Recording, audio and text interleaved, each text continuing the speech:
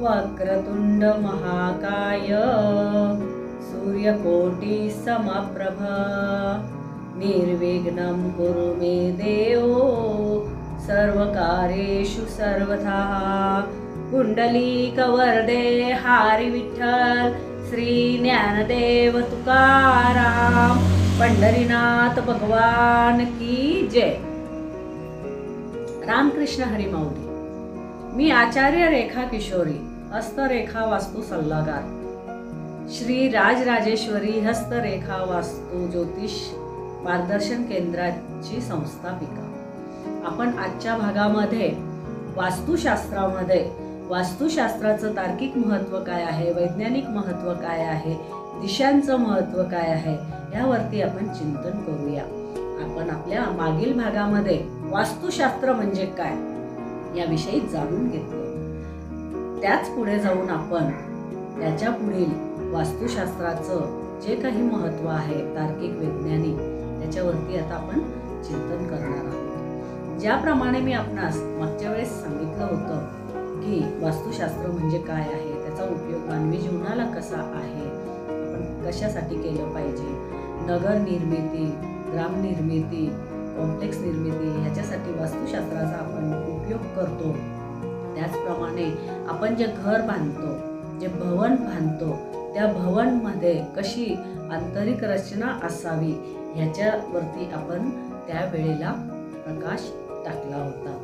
तर मंडळी, या शास्त्राचं खरं तर घराच्या सौंदर्यासाठी जे महत्त्व आहे आणि घराच्या बाह्य सौंदर्याबरोबर आंतरिक सौंदर्याला सुद्धा खूप महत्त्व आहे। त्याचप्रमाणे बऱ्याच लोकांना काय वाटतं माहिती का, पूर्वेला आपण प्रवेशद्वार घेतला, आपण आग्नेयामध्ये किचन घेतलं, आपण ईशान्येमध्ये देवघर, म्हणजे आता काय झालंय ना, सामान्य लोकांना सुद्धा या छोट्या छोट्या गोष्टी माहीत झालेल्या आहे। निवृत्तीला बेडरूम असावं, वायव्येला हे असावं, इकडं पाणी असावं, असं बरंच काही लोक करतात।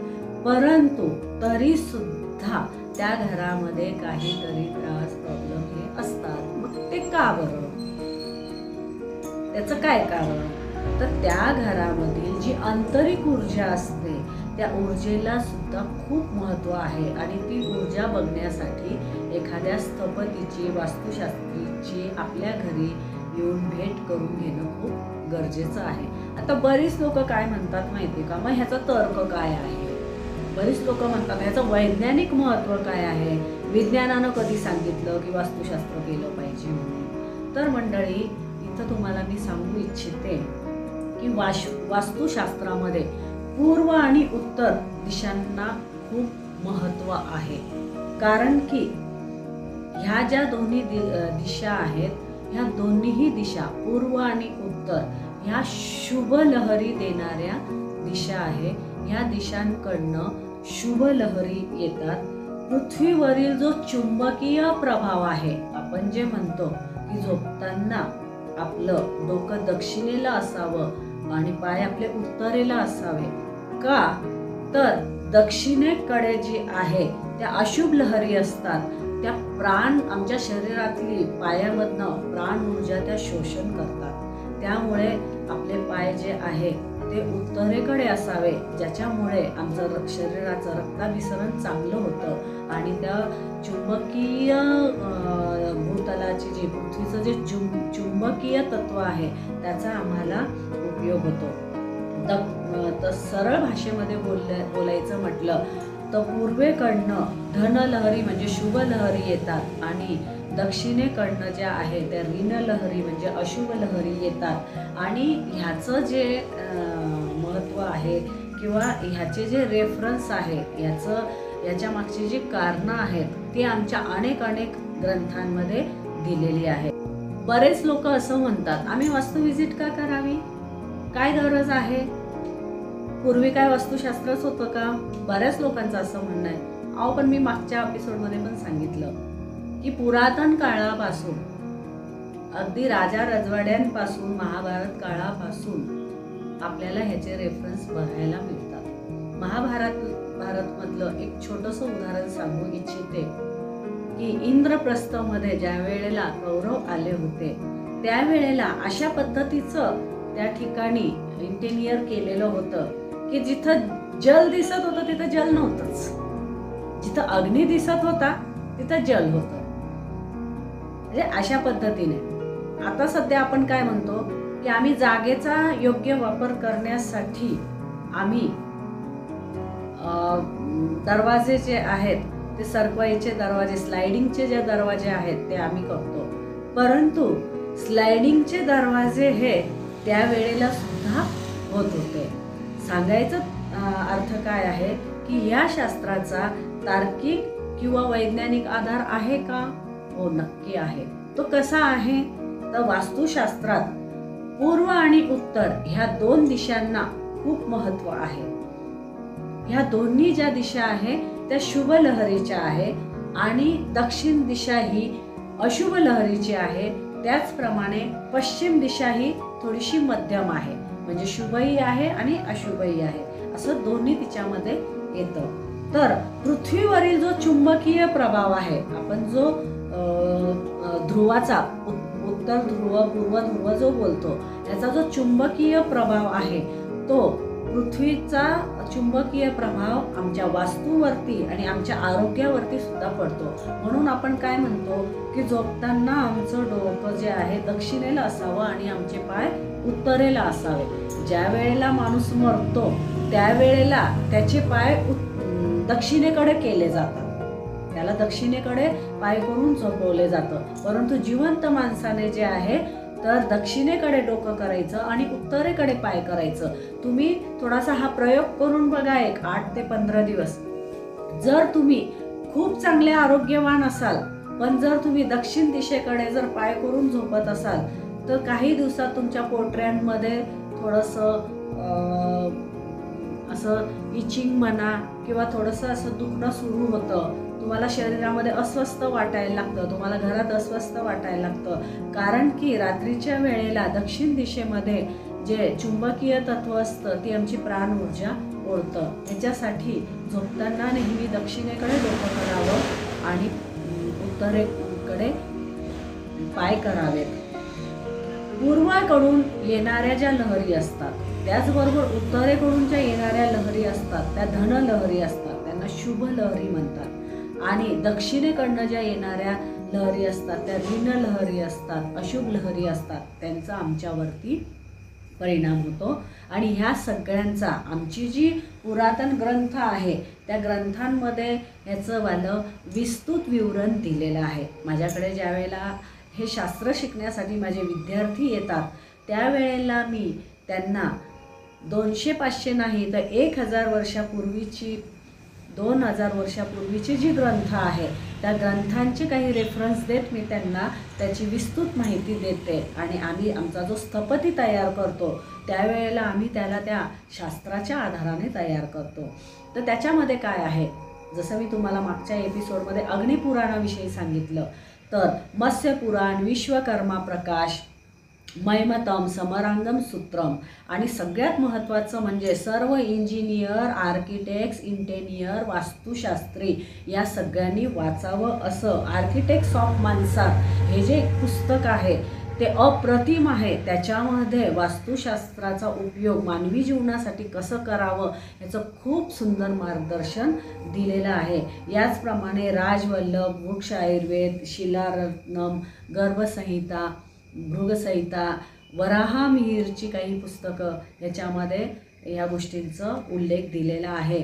जमिनीखालचं पाणी कसं बघावं, जमिनीखालची ऊर्जा कशी बघावी, विहिरीचं पाणी, विहिरीला पाणी कुठे लागणार आहे, या सगळ्यांचं मार्गदर्शन आम्हाला आहे. तर ते वराहमिहिरच्या ग्रंथातनं आम्हाला मिळतं. त्याच पद्धतीने तुम्हाला मी दाखवू इच्छिते हे जे एलरॉड्स आहेत या एलरॉड्सच्या माध्यमातून आम्ही जमिनीखालचं जे पाणी आहे ते आम्ही ह्याच्या माध्यमातून बघतो. हे जे एलरॉड्स आहेत पूर्वी असं काही विशिष्ट झाडांच्या फांद्या असायच्या, त्या वाय आकाराच्या व्ही आकाराच्या फांद्या असायच्या. तर त्या फांद्यांच्या माध्यमातून आहे तर पाणी बघितलं जायचं, बोरसाठीचं, विहीरसाठीचं, जे जल आहे, जलस्रोत कुठे आहे तो बघितला जायचा. त्याचप्रमाणे विविध वृक्ष, त्या वृक्षापासून किती माणूस, किती फूट, किती अंतरावरती पाणी लागेल, ह्या सगळ्या गोष्टी बघितल्या जायच्या. आपण दोन्ही हातांना असं स्क्रब करून याला आपली ऊर्जा याच्याशी कनेक्ट केली जाते. आपल्यामध्ये सुद्धा 72% जल आहे आणि आपल्या आतील जल आपल्या आतील पृथ्वी तत्वाशी घर्षण करतं आणि आपल्या अंतरीत पण एक ऊर्जा आहे. कधी कधी बघा तुम्ही असं सहज पडद्याला हात लावताना करंट लागल्यासारखा होतो. कधी कधी इस्त्री गरम नसते पण आम्हाला करंट लागल्याचा आभास होतो. का? आमच्या शरीरातली जी एनर्जी असते ती जेव्हा त्याला कनेक्ट होते, तर त्याच पद्धतीने एलरॉड्सच्या माध्यमातून आम्ही जे आहे तर हे एलरॉड्स आम्हाला जलस्रोताची दिशा देतात. आणि ज्या वेळेला अशा पद्धतीने हे एलरॉड्स ज्या ठिकाणी अगदी कॉर्स येतात त्या वेळेला काय होतं की त्या ठिकाणी ऊर्ध्वगामी ऊर्जा असते. आणि ह्या ऊर्ध्वगामी ऊर्जेच्या ठिकाणी आहे तर जलस्रोत घेतली जातात. त्याच्या अजून अनेक परीक्षण पद्धती आहे. आम्ही ह्या अशा डाउजिंगच्या माध्यमातून सुद्धा त्या ठिकाणची जागा ते सगळं आम्ही परीक्षण करतो, बघतो. त्याचप्रमाणे नारळाच्या माध्यमातून, त्याचप्रमाणे लिचर अँटिनाच्या माध्यमातून अशा सगळ्या पद्धतीतनं आहे तर आपण जलस्रोत बघतो. सांगायचं तात्पर्य काय आहे की ह्या सगळ्यांचं उल्लेखन आमच्या शास्त्रांमध्ये दिलेलं आहे. आपण जलस्रोत कसा बघावा याच्यावरती सुद्धा एक सुंदर एपिसोड तयार करणार आहोत. विषय आता कुठे येतो की ह्या सगळ्या शास्त्रांमध्ये वास्तू बांधताना, भवन बांधताना, घर बांधताना दिशांना खूप महत्त्व आहे. आपण मागच्या एपिसोडमध्ये बघितलं की जर तुमची दशा खराब असेल तर दिशा बदला. दिशा बदलली तर दशा बदलते, असं जे मी तुम्हाला एक ब्रीद वाक्य सांगितलं होतं. तर त्यासाठीच आपण बघूया की दिशा काय आहे. दिशा कशी ठरली जाते तर दिशा ध्रुव ताऱ्यावरून केली जाते. सूर्य उगवती जी दिशा असते ती पूर्व दिशा असते. आता ह्याच्यासाठी काही कंपास असतात आमचे. हे कंपास आहे. आपल्या मोबाईलमध्येही कंपास असतात. अनेक प्रकारचे जे कंपास असतात त्या कंपासांमधनं होका यंत्रावरनं आमच्या दिशा ठरवल्या जातात. मी तुम्हाला पूर्वीच सांगितलं की आमच्या 4 मुख्य दिशा आहेत, 4 उपदिशा आहेत, ऊर्ध्वगामी, अधोगामी, अशा पाताळ आणि आकाश अशा ह्या 10 दिशा आहेत. पूर्व, पश्चिम, उत्तर, दक्षिण, आग्नेय, नैऋत्य, वायव्य आणि ईशान्य. 4 मुख्य दिशा, 4 उपदिशा. ऊर्ध्वगामी जी आहे ती आकाश दिशा, अधोगामी जी आहे ती पाताळ दिशा. ह्या आमच्या ज्या दिशा आहेत तर ह्यांचा आता आमच्या मानवी जीवनामध्ये, आमच्या वास्तूमध्ये कसं उपयोग होईल हे आपण बघूया. पूर्व दिशेचा उपयोग आपण निर्मितीसाठी, सृजनतेसाठी उपयोगात घेतो. ह्या दिशेतनं आम्हाला तेज मिळतं, शांती मिळते. सूर्याच्या प्रकाशाबरोबर आम्हाला त्या दिशेकडून जास्तीत जास्त सूर्यप्रकाश, हवा, चांगल्या लहरी ह्या सगळ्या गोष्टी आम्हाला पूर्व दिशेतनं मिळतात. किंबहुना आमच्या जीवनामध्ये विविध ऑपॉर्च्युनिटीज, विविध संधी ज्या येतात त्या पूर्वेकडनं येतात. पूर्व दिशा वास्तूमध्ये ओपन राहणं, पूर्व दिशेला खिडक्या राहणं, पूर्व दिशेला प्रवेशद्वार राहणं, पूर्व दिशेला आमचं स्वयंपाकघर राहणं, पूर्व दिशेला विशिष्ट ठिकाणी देवघर राहणं हे खूप महत्त्वाचं आहे. पूर्व दिशेतनं सकाळी सकाळी जो कोवळा सूर्यप्रकाश येतो त्याच्यामध्ये जीवनसत्व, डी जीवनसत्व असतं. ते आमच्या आरोग्यासाठी चांगलं असतं. आज आम्ही जिमला जातो, व्यायामाला जातो, वॉकिंगला जातो, पण पूर्वीच्या आमच्या महिलांना वॉकिंगला जाणं माहीत नव्हतं. आमच्या शेतकरी बंधूला वॉकिंगला जाणं माहीत नव्हतं, कारण की आमच्या जीवनशैलीतच होतं. आम्ही पहाटे उठायचो, आम्ही सडा रांगोळी करायचो, आमचं चूल पूर्वेलाच असायचं उगवतीला, आणि मग त्या ठिकाणी ती घरची गृहिणी जेव्हा स्वयंपाक करायची, एक असं हिंदीमध्ये म्हटलं जातं की हम जो भोजन ग्रहण करते हैं उस भोजन को पवन और प्रकाश का स्पर्श होना चाहिए. म्हणजे सकाळची शुद्ध हवा आणि सूर्याचा प्रकाशाचा स्पर्श झाला पाहिजे. आमची गृहिणी जर आग्नेय दिशामध्ये स्वयंपाकघरात जर स्वयंपाक करत असत तर तिला सुद्धा त्या सूर्यप्रकाशाचा लाभ होतो, ते कोवळवून तिला मिळतं. सगळ्यात महत्त्वाचं म्हणजे व्हायरल जी किरणं असतात ती किरणं पूर्व दिशेकडनं आम्हाला सकाळी सकाळी मिळतात. तर ह्यासाठी पूर्व दिशेला आमचं मुख्यद्वार असणं खूप गरजेचं आहे. पूर्व दिशानंतर पूर्व आणि दक्षिण ह्या दोघांमधली जी दिशा येते ती आग्नेय दिशा. पंचमहाभूतांपैकी अग्नितत्वाची ही दिशा आहे. याचा विचार जर आपण केला तर मी मगाशीच सांगितल्याप्रमाणे मूळ आग्नेयामध्ये जे आहे तर आपण स्वयंपाकघर करतो, त्या ठिकाणी आपलं जनरेटर असतं, त्या ठिकाणी अग्नितत्व असतं. फॅक्टरीमध्ये सुद्धा जर आम्हाला बॉयलर लावायचं असेल, जनरेटर लावायचं असेल, इलेक्ट्रिकल जे काही आम्हाला याचा उपयोग करायचा असेल मशिनरीचा, तर त्याची स्थापना ह्या आग्नेय दिशेला केली जाते. आणि अग्निदेवताची ह्या ठिकाणी विशेष कृपा असते, त्याची ती दिशा असते. त्याच्यानंतर जर आपण बघितलं आग्नेयानंतर तर तिसरी दिशा पडते. मी तुम्हाला मुख्य दिशा आणि उपदिशा, मुख्य दिशा आणि उपदिशा ह्या दोघांचा समन्वय सांगत आहे. आधी आपण बघितली पूर्व दिशा, तर नंतर आपण काय बघतोय आग्नेय दिशा. आग्नेय दिशानंतर कोणती दिशा येते? दक्षिण दिशा. तर दक्षिण दिशा ही दिशा वास्तुशास्त्रात संकटाची दिशा मानली गेली आहे. कशी म्हणजे वास्तुशास्त्रामध्ये ही दिशा थोडीशी अशुभ मानली गेली आहे. परंतु जगामध्ये सगळंच चांगलं नाही, जगामध्ये सगळंच वाईट नाही. बरेच लोक काय म्हणतात दक्षिणमुखी घर नसावं, पण तसं नाहीये. आम्ही जर असं ठरवलं पृथ्वीवरती की दक्षिण दिशेला घराचं मुखच करायचं नाही, दुकानाचं मुखच करायचं नाही, तर एक दिशा पूर्ण रिकामीच राहील. तर दक्षिण दिशाचं काय आहे की त्या बाजूला एखादी गोष्ट जेवढ्या स्पीडनं येते तेवढ्या स्पीडनं जाते. मग काय, जे खाद्यपदार्थ असतात, हॉटेल्स असतात, डेली युजिंगच्या ज्या गोष्टी असतात, असे व्यवसाय करणारे जी दुकानं असतात ती त्या दिशेला त्यांचं मुख जर असेल तर त्यांना ते फायदेशीर असेल.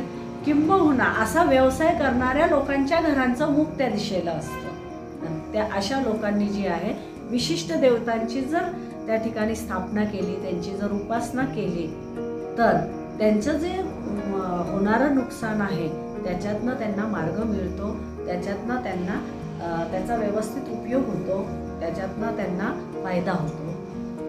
तर अशा प्रकारे ही जी दिशा आहे, मात्र दक्षिण दिशेला कमीत कमी दारे आणि खिडक्या असावे. प्रवेशद्वार असायला हरकत नाही, पण कमीत कमी दारे आणि खिडक्या असाव्यात. उंच झाडं जी असतात ती ह्या दिशेला असावी. जडत्व जे आहे ते ह्या दक्षिण दिशेला असावं. दक्षिण दिशेनंतर जर आपण बघितलं तर दक्षिण आणि पश्चिम या दोघांच्या मधली जी दिशा आहे ती नैऋत्य दिशा. नैऋत्य दिशा काय आहे? ही विसावणारी दिशा आहे. त्या ठिकाणी शांती, थंडकता आणि म्हणूनच ह्या दिशेचा जो उपयोग आहे तो आपण बेडरूमसाठी करतो, शयनगृहासाठी करतो. आणि तेही कोणाचं? ते पती पत्नीचं, त्या घरात असणाऱ्या दाम्पत्याचं, त्या घराच्या मुख्य ग्रहपुरुषाचं. कारण की हे पृथ्वी तत्व आहे. या ठिकाणी पृथ्वी तत्व नांदतं. या ठिकाणी पृथ्वी म्हणजे काय? स्थिरता. मग घरचा मूळ पुरुष ज्या वेळेला दिवसभर कामकाज करून माघारी येतो त्यावेळेला त्याच्या मनाला शांती हवी असते, सुख हवं असतं, समाधान हवं असतं. त्याचं त्याच्या पत्नीशी चांगलं त्या ठिकाणी समन्वय झालेला पाहिजे. त्या दोघांमध्ये एक जो त्यांचा जो प्रायव्हेट जो त्यांचा जो एकमेकांना देण्याचा जो वेळ असतो तो त्यांच्यासाठी एक चांगल्या पद्धतीने गेला पाहिजे. त्या ठिकाणी शांत झोप लागली पाहिजे. यासाठी या ठिकाणी आपण बेडरूमची व्यवस्था करतो.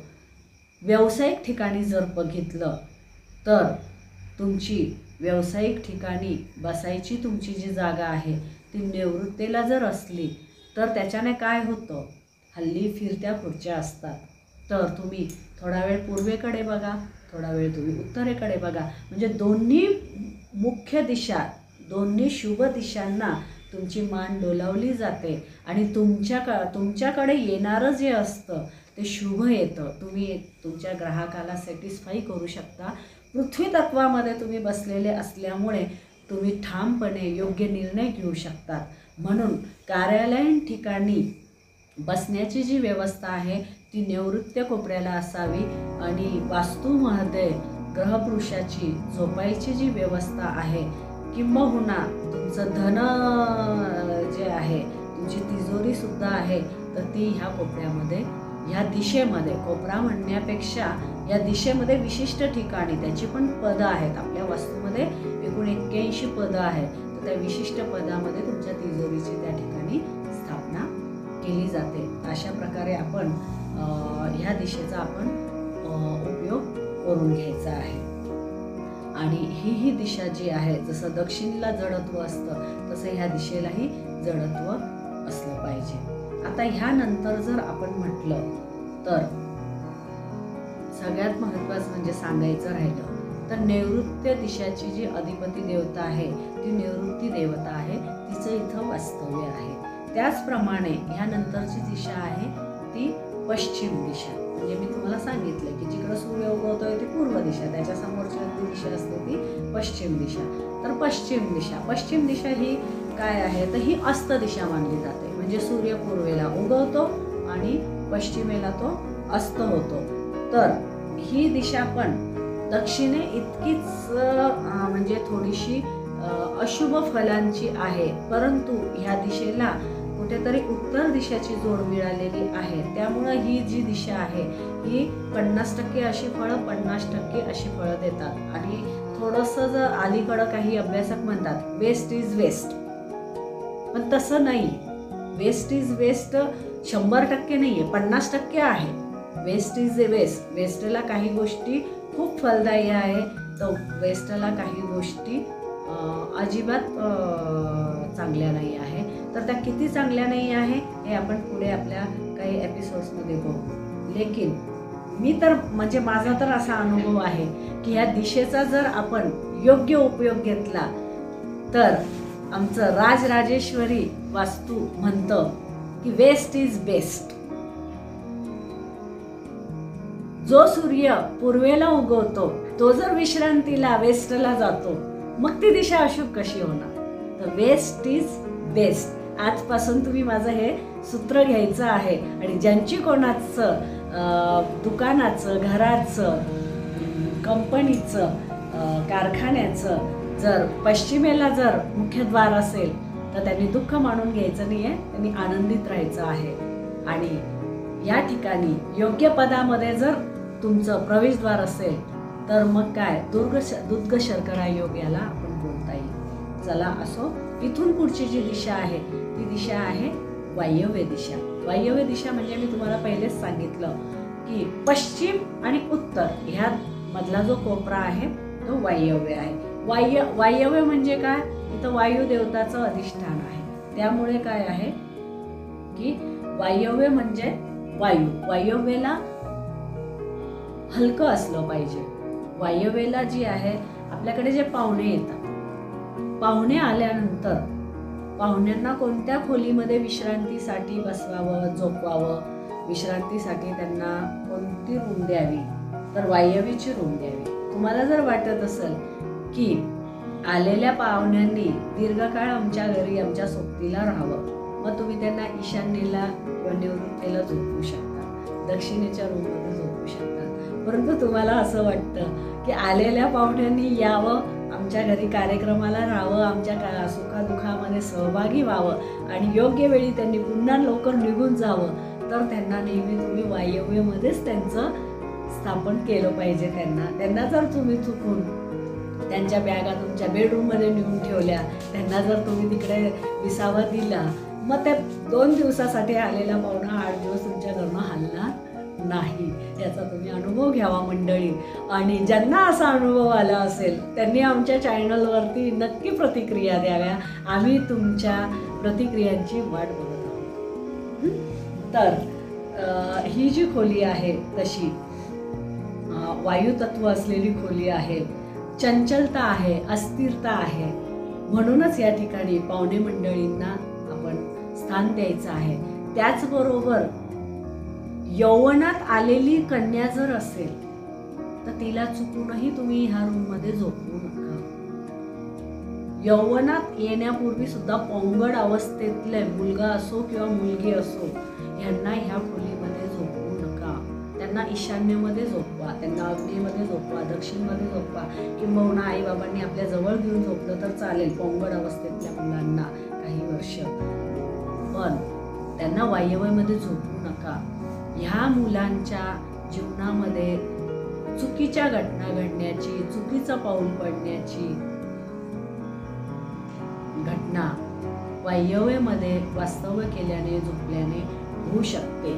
परंतु तुमची मुलं जेव्हा ग्रॅज्युएशन पूर्ण करतात, डिग्रीला असतात, त्यावेळेला जर तुम्ही आपल्या मुलांना ह्या दिशेमध्ये जर झोपवलं, तुमचं जर स्वप्न असेल की माझ्या मुलाने विदेशात जावं, माझ्या मुलाने मल्टिप्लाय बिझनेस करावा, माझ्या मुलाचा बिझनेस असा असावी की प्रत्येक शहरामध्ये त्याची शाखा असावी, म्हणजे त्याचा फिरता व्यवसाय असावा, असं जर तुम्हाला वाटत असेल तर अशा मुलासाठी आणि खास म्हणजे विदेश योगासाठी, किंबहुना एखाद्या मुलीचं वय, लग्नाचं जे वय आहे, साधारण मुलीचं लग्न 23 ते 25 वर्षात, पूर्वी 18 वर्षाची मुलगी सयानी झाली की लग्न व्हायचं. बालिका विवाह तर आता बंदच झालेला आहे. 18 वर्षाची जरी मुलगी झाली, शानी झाली, ती म्हणजे शिक्षित झाली, तरी सुद्धा तिच्या आतील काही ऑर्गन्सची वाढ होण्यासाठी 22 वर्ष हे परिपक्वता येण्यासाठी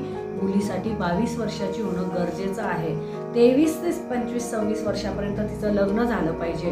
परंतु जर त्या मुलीचं लग्न 30 वर्ष झालं, 32 वर्ष झालं, 35 वर्ष झालं, जर मुलीचं लग्न जमत नाहीये तर आईबाबांनी अलर्ट व्हायचं आहे. आणि 27 वर्षानंतरच्या मुलीला वायव्यामध्ये जर तुम्ही झोपवलं तर तिच्यासाठी लवकर स्थळ येणार आहे. तिचा एक सुंदर हसरा असा फोटो काढायचा, छान फ्रेमिंग करायचा, त्याच्या मागे एक मोराचा पीस चिटवायचा, तो फोटो तिचा पूर्व दिशेला लावायचा आणि त्या मुलीला झोपण्यासाठी वायव्येची रूम द्यायची. बघा मंडळी, त्या मुलीसाठी खूप सुंदर स्थळं येतील आणि तिचा विवाह जमेल. लवकरच आम्हाला सुद्धा लाडू खायला बोलवा बरं का. अशी आमची ही वायव्य दिशा आहे. वायव्य दिशानंतर जर आपण विचार केला तर दिशा येते ती उत्तर दिशा. उत्तरेकडे सगळी उत्तर. आमच्या अथर्व शीर्षामध्ये सुद्धा सांगितलेलं आहे की उत्तर म्हणजे काय, उत्तरेकडे सगळ्याच प्रश्नाची उत्तरं. जेव्हा जेव्हा तुमच्या जीवनामध्ये कन्फ्युजिंग असतं, निर्णय घेण्याची क्षमता असते, निर्णय घेण्यासाठी तुम्हाला ज्या वेळेला काहीतरी अडचणी येतात, दुविधा निर्माण होते, अशा वेळेला उत्तर दिशेला ध्यान स्थितीमध्ये बसा. दोन्ही हातांची अशी ध्यान मुद्रा करा.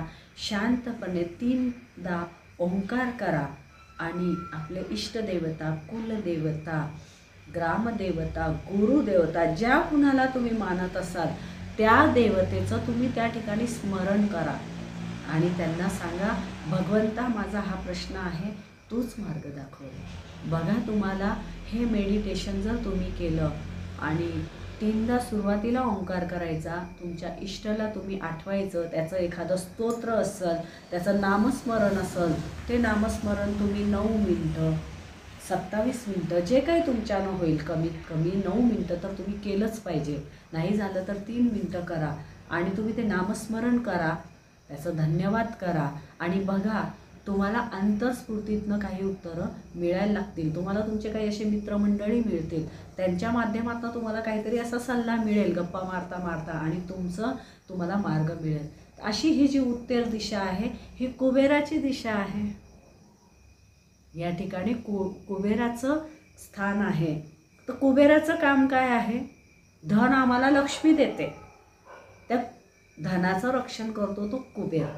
तर आमच्या जीवनामध्ये जे काही आम्ही चांगलं प्राप्त केलेलं आहे त्या सगळ्या प्राप्तीचं रक्षण करणारा तो कुबेर आहे आणि त्या कुबेराला आम्ही नमन करायचं आहे. आणि जेव्हा जेव्हा आम्हाला जे काही जीवनात आवश्यक आहे ते आम्हाला मिळावं यासाठी आम्ही कुबेराचं ध्यान करायचं आहे. आणि कुबेराचं जे स्तोत्र आहे ते पण आम्ही आमच्या चॅनलवर तुम्हाला देऊ. कुबेराचं स्तोत्र बुधवारच्या दिवशी जर आपण बोललं, स्मरण केलं, मनन केलं, ऐकलं तर त्याचे खूप सुंदर रिझल्ट्स तुम्हाला बघायला मिळतात. ही दिशा आर्थिक स्थैर्याची आहे. ही दिशा जास्तीत जास्त या दिशेला दारं असावे, खिडक्या असावे, तुमचा प्रवेशद्वार ह्या दिशेला असावा. परंतु मंडळी, माझं प्रत्येक वेळेला एक ब्रीद वाक्य आहे, ते लक्षात ठेवायचं. चारीही दिशांना प्रवेशद्वार चालतो, परंतु तो चांगल्या स्थपती, चांगल्या वास्तुशास्त्रीकडनं योग्य पदामध्ये बघून घ्यावा. आमच्या वास्तूमध्ये जी पदं असतात त्या योग्य पदामध्ये जर तुमचं ते प्रवेशद्वार असेल तर ते तुम्हाला फलदायी असणार. जर आता तुमचं घर बांधले गेलं आहे, आता काय आपण प्रवेशद्वार बदलू शकत नाही, तर त्यासाठीही काही उपाय असतात. आम्ही आमच्या पुढच्या एपिसोड्समध्ये एक एपिसोड आपण खास कोणत्या दिशेचे प्रवेशद्वार काय फल देते, कोणत्या दिशेला शुभ म्हणजे योग्य प्रवेशद्वार असेल तर त्याचं काय फल आहे, कोणत्या दिशेला प्रवेशद्वार योग्य ठिकाणी नाही आहे तर काय उपाय करावा, हे आम्ही आपल्याला आमच्या येणाऱ्या एपिसोडमध्ये सांगणार आहोत. त्याचप्रमाणे आता आपली लास्ट दिशा आहे ती आहे ईशान्य दिशा. उत्तर आणि पूर्व या दोघांच्या मध्यात जी आहे ती आहे ईशान्य दिशा.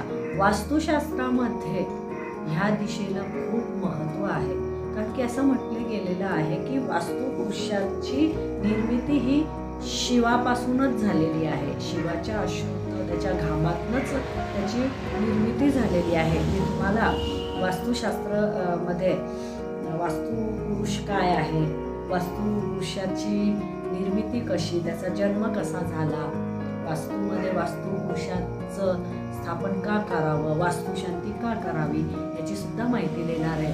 तर हा जो आहे पार्ट आमच्या याचा उत्तर आणि पूर्वेच्या मधला जो आहे भाग ईशान्य, हा जो आहे हा खूप जास्त महत्त्वाचा आहे, खूप शुभ ऊर्जांचा आहे, खूप जास्त या ठिकाणी शुभ लहरी आणि सात्विकता आहे. म्हणूनच या ठिकाणी आमचं देवालय असावं. ईशान्य दिशेमध्ये आमचं घरचं जे देवघर आहे ते देवघर त्या ठिकाणी असावं. ऑफिसमध्ये सुद्धा तुम्हाला जर एखादी देवाची प्रतिमा लावायची असेल तर तुम्ही ह्या दिशेला लावायची. ह्याच दिशेमध्ये जे आहे तर जलस्तोत्र असावं. या बोर पॉईंट जर घ्यायचा असेल तर ह्याच दिशेला घ्यावं. पण मंडळी, बरेच लोक काय करतात माहिती का, ईशान्य दिशेच्या अगदी त्या कोण्याला जाऊनच तिथं बोरचा पॉईंट घेतात, पण ते सुद्धा चुकीचं आहे. त्याच्यासाठी सुद्धा एक योग्य पद असतं. ते पद किंबहुना त्या पदाच्या भोवताली अशा पद्धतीने आम्ही तिथे बोर पॉईंट्स घ्यायचा आहे. तर ही ईशान्य दिशा जी आहे ती आम्हाला आमच्या घरातील जी वृद्ध आहेत त्यांच्या झोपण्यासाठी, एखादा व्यक्ती जर घरात आजारी असेल तर त्याला सुद्धा तुम्ही तिथे जर झोपायला दिलं, त्याची औषधं सुद्धा तुम्ही जर या दिशेला ठेवली तर तुम्हाला या दिशेचा शुभ प्रभाव मिळतो. घरामध्ये धन्वंतरीचा मंत्र हा रोज बोलले गेला पाहिजे. या दिशेमध्ये बसून धन्वंतरीचा मंत्र म्हणत जर तुम्ही औषधं घेतली तर तुमचं आरोग्य सुधारायला लागतं. वृद्धांसाठी ही दिशा चांगली आहे. जप, तप, ध्यान, धर्म, कुळ, धर्म, यज्ञ ह्या सगळ्या गोष्टी करण्यासाठी ही दिशा चांगली आहे. आता आकाश तत्व जे आहे, पूर्वी बघा आमच्या घरांमध्ये ते असे चौकोन असं मोकळं हे असायचं, त्या ठिकाणी झरोका असायचा. झरोक्याला आपण काय म्हणतो मराठीमध्ये,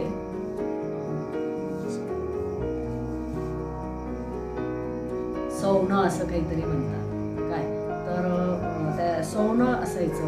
तर त्या ठिकाणहून जे आहे तर सूर्य पूर्वेला असू दे, तो दक्षिणेला असू दे, पश्चिमेला असू दे, त्याचा जो प्रकाश आहे तो विविध असा तो फिरताना त्याचा प्रकाश आमच्या त्या वास्तूमध्ये यायचा आणि तो रोजचा येणारा जो प्रकाश होता, घरामध्ये किडे मुंगे हे ते असं व्हायचं नाही, शुद्ध वातावरण असायचं. तर ब्रह्मस्थानामध्ये ते आकाश तत्व आहे ते मोकळं राहिलं पाहिजे. आणि पृथ्वी तत्व म्हणजेच आमच्या घराचा जो मध्य आहे त्याला ब्रह्मस्थान म्हणतात. ब्रह्मस्थानामध्येही जडत्व नसलं पाहिजे. तुमच्या दक्षिणेला जडत्व असू दे, पश्चिमेला जडत्व असू दे, उत्तर आणि पूर्व दिशा ही हलकी असली पाहिजे. आणि वास्तूचा जो मध्य आहे ब्रह्मस्थान तो मोकळाच असला पाहिजे. तिथं भिंत येता कामा नये, तिथे टॉयलेट अजिबात आला नाही पाहिजे. त्या ठिकाणी तुमचं शक्यतोवर बरेच लोक काय करतात की तिथे डायनिंग पण ठेवतात, तिथे सोफा ठेवतात. अशा गोष्टी शक्यतोवर ब्रह्मस्थानामध्ये नसाव्या. ब्रह्मस्थान हे मोकळं असावं. तर असं आपण आजच्या एपिसोडमध्ये दशदिशा काय आहेत, दशदिशांचा उपयोग काय आहे, आपण हे संक्षिप्तरित्या बघितलेलं आहे. आपण एक एक दिशावरती एक एक एपिसोड करणार आहोत. आणि तुम्हाला पूर्ण वास्तू कसं बघायचं, तुमचं वास्तू तुम्ही कसं बघायचं हेच आपण आपल्या इथं तुम्हाला पूर्ण माहिती देणार आहोत.